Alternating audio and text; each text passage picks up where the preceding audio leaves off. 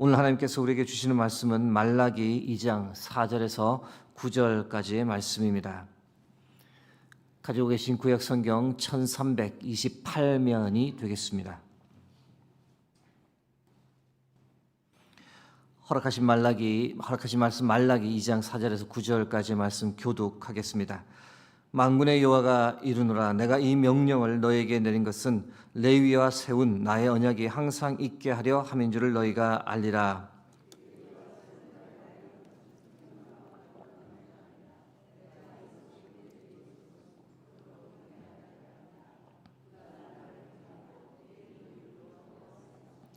그의 입에는 진리의 법이 있었고 그의 입술에는 불의함이 없었으며 그가 화평함과 정직함으로 나와 동행하며 많은 사람을 돌이켜 죄악에서 떠나게 하였느니라. 제사장의 입술은 지식을 지켜야 하겠고 사람들은 그의 입에서 율법을 구하게 되어야 할 것이니 제사장은 만군의 여호와의 사자가 됨이거늘 너희는 옳은 길에서 떠나 많은 사람을 율법에 거스르게 하는도다. 나 만군의 여호와가 이르노니 너희가 레위의 언약을 깨뜨렸느니라. 너희가 내 길을 지키지 아니하고 율법을 행할 때에 사람에게 치우치게 하였으므로 나도 너희로 하여금 모든 백성 앞에서 멸시와 천대를 당하게 하였느니라 하시니라. 아멘. 오늘은 성도의 책무란 제하에 여러분과 말씀을 나누겠습니다. 말라기에는 총 6개의 논쟁이 있다라고 말씀드렸는데 그 중에 두 번째 논쟁 1장 6절부터 2장 9절까지에 기록되어 있습니다. 핵심은 나를 공경함이 어디 있느냐라는 내용인데 오늘은 이 두 번째 논쟁의 마지막 부분을 여러분과 함께 나누겠습니다. 말라기 2장 4절 말씀입니다. 만군의 여호와가 이르노라. 내가 이 명령을 너에게 내린 것은 레위와 세운 나의 언약이 항상 있게 하려 함인 줄을 너희가 알리라. 레위와 세운 나의 언약, 이 말의 뜻이 무엇일까 궁금해집니다. 앞에서는 제사장을 언급하다가 여기서부터 레위인을 언급하는데 다른 것 같지만 다르지는 않습니다. 범위가 조금 확대되었다라고 보시면 되는데 왜냐하면 제사장들도 다 레위인이었기 때문입니다. 제사장, 레위 지파 다 공통점은 성전 일을 하는 사람들이었습니다. 그들에게 하나님께서 바라셨던 것이 무엇이었을까? 과거 그들의 조상과 세웠던 이 언약이 깨지지 않고 잘 유지되는 거였습니다. 그 언약이 도대체 무엇이었을까? 이 질문에 대한 힌트는 이어지는 5절, 6절 말씀에 나와 있습니다. 읽어드립니다. 레위와 세운 나의 언약은 생명과 평강의 언약이라. 내가 이것을 그에게 준 것은 그로 경외하게 하려 함이라. 그가 나를 경외하고 내 이름을 두려워하였으며 그의 입에는 진리의 법이 있었고 그의 입술에는 불의함이 없었으며 그가 화평함과 정직함으로 나와 동행하며 많은 사람을 돌이켜 죄악에서 떠나게 하였느니라. 풀어서 설명해 드리면 하나님은 레위인들이 하나님을 경외하고 하나님의 법을 바로 알고 그 법대로 살아가며 그들의 삶을 통해 많은 사람을 구원의 길로 안내하기를 바랬습니다. 그러면 그들에게 영원한 생명과 평강을 주겠다라고 약속하셨는데 이것이 바로 레위와 세운 하나님의 언약이며 생명과 평강의 언약입니다. 레위와 세운 하나님의 언약이 무엇인지를 잘 보여주는 사건이 구약 성경에 하나 있습니다. 민수기 25장에 기록된 사건인데 그 배경을 말씀드리면 이렇습니다. 출애굽한 이스라엘 백성들이 모압 땅 시딤에 도착했습니다. 그런데 시딤에서 이스라엘 백성 일부가 모압 여인들의 유혹을 받았고 성적으로 타락했고 설상가상으로 하나님 대신에 이 모압의 우상이었던 바알보를 숭배하기 시작했습니다. 당연히 하나님께서 진노하셨고 이스라엘 진영 중에 연병이 퍼졌습니다.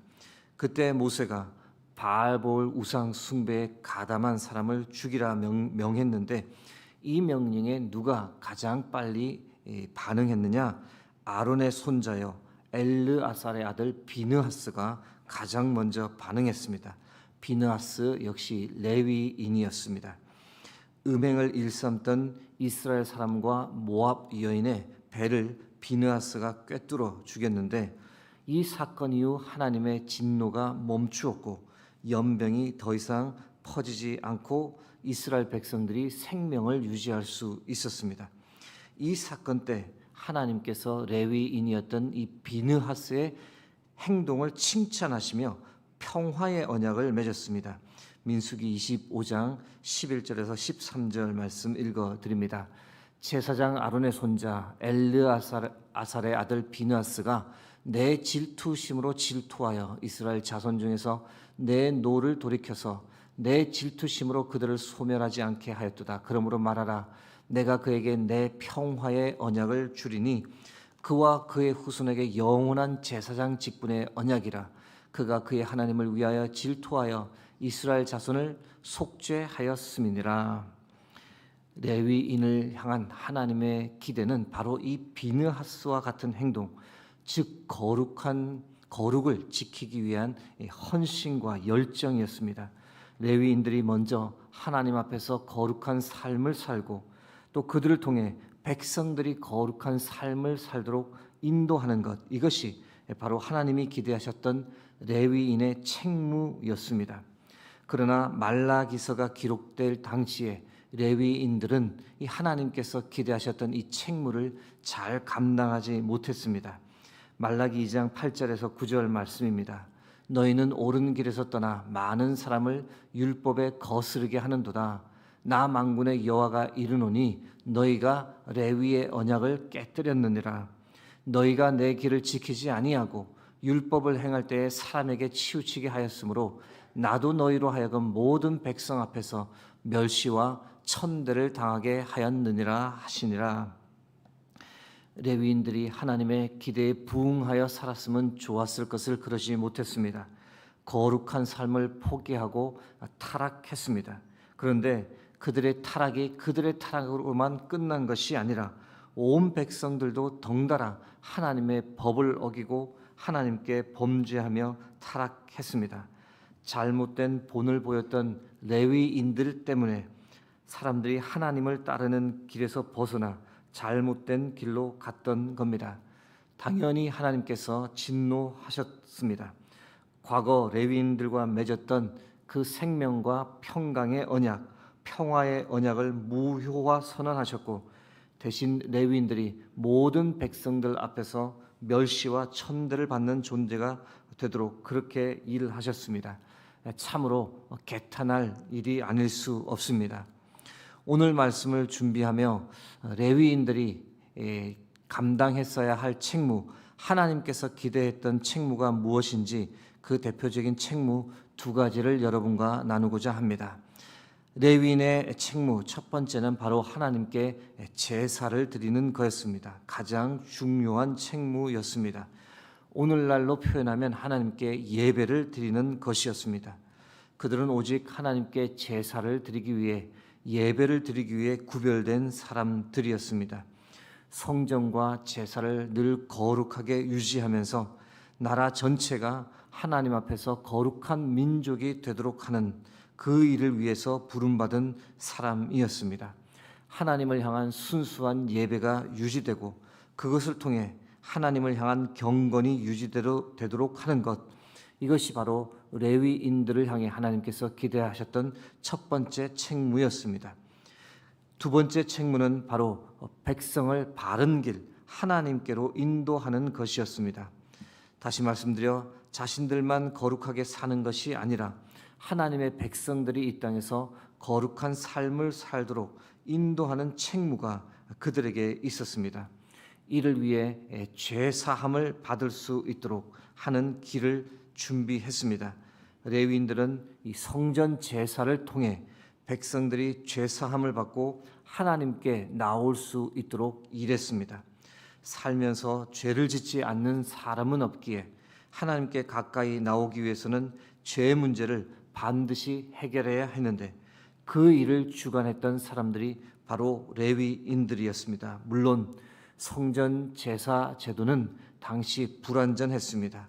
그래서 신약 시대에 와서 예수 그리스도께서 이 땅에 오시게 되었고 아무 흠없는 희생 제물로 단번에 인류의 모든 죄를 짊어지셨고 불완전한 성전 제사를 대신하기도 하셨습니다.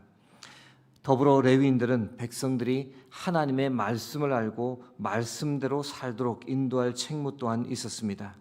백성들이 살면서 어떻게 해야 될지 모를 때 레위인에게 나와 하나님의 뜻을 물었습니다. 그러면 레위인들은 말씀을 통해 하나님의 뜻을 전했고 일반 백성들이 삶 속에서 말씀대로 거룩과 경건의 삶을 살아가도록 가르쳤습니다. 말라기 2장 7절 말씀입니다. 제사장의 입술은 지식을 지켜야 하겠고 사람들은 그의 입에서 율법을 구하게 되어야 할 것이니 제사장은 만군의 여호와의 사자가 됨이거늘. 레위인의 책무 두 가지를 나누었습니다. 이것을 우리의 삶에 한번 적용해 보겠습니다. 우리는 레위인이 아니니 우리와 무관하다라고 생각할 수 있지만 그렇지 않습니다. 지금은 만인 제사장 시대입니다. 예수 그리스도를 믿는 성도라면 모두가 왕 같은 제사장이요 거룩한 나라요 하나님의 소유가 된 백성인 줄 믿습니다. 그러므로 레위인의 책무 두 가지를 오늘날 성도의 책무 두 가지로 적용해서 생각해 보려 합니다. 성도의 책무 첫 번째는 역시 동일한 예배입니다. 하나님은 우리가 이 땅에서 거룩한 예배자로 살아가기를 간절히 바라십니다. 사랑하는 성도 여러분, 하나님의 영광에 합당한 예배를 드리는 것보다 더 귀한 것은 이 세상에 없습니다. 우리 예배만이 우리의 살 길이고 예배가 무너지면 모든 것이 무너지므로 예배를 잘 드리는 그런 저희가 되기를 주의 이름으로 축복합니다. 하나님께 드리는 예배 자체에 은혜가 없어지면 우리가 기댈 곳이 없게 됩니다. 하나님께 합당한 예배를 우리가 드리지 못하면 그때부터 온갖 더러운 죄악이 본물처럼 우리의 삶에 터져 나옵니다. 그러므로 예배는 그 무엇보다 중요합니다. 하나님께 바르게 예배 드리는 일에 결코 실패하지 않기를 간절히 바랍니다. 성도의 책무 두 번째는 또한 동일한 레위의 책무와 동일한 인도입니다. 믿는 우리가 믿지 않는 사람들을 주께로 인도하는 것, 이 땅에서 성도가 반드시 성취해야 할 책무입니다. 여러분, 우리는 세상의 빛으로 부름을 받았습니다. 세상의 소금으로 부름을 받았습니다.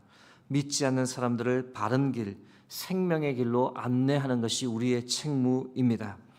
그러기 위해 우리가 먼저 복음을 명확히 알아야 합니다. 내가 왜 예수 그리스도를 믿고 구원을 받게 되었는지에 관해 선명하게 이해해야 합니다. 그래야 남을 안내할 수 있기 때문입니다. 사랑하는 성도 여러분, 사람을 살리고 믿지 않는 사람을 하나님께로 이끄는 것이 우리 그리스도인의 책무임을 다시 한번 상기하고 이 책무를 성실히 이행해가는 저와 여러분 되기를 주의 이름으로 축복합니다. 이제 말씀을 맺고자 합니다. 제사장이 바로 서지 못하면 그 시대가 암울해집니다. 말라기 시대가 바로 그러했습니다.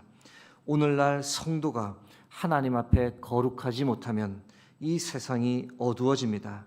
그러므로 여러분, 우리 모두가 하나님의 거룩한 부름을 받은 백성으로 예수 그리스도를 통해 생명과 구원을 소유한 하나님의 성도로 예배자의 책무와 또 사람들을 주께로 이끄는 이 두 가지의 책무를 충성되게 감당하며 하나님께서 주시는 축복된 삶을 살아가는 저와 여러분 되기를 주의 이름으로 축복합니다.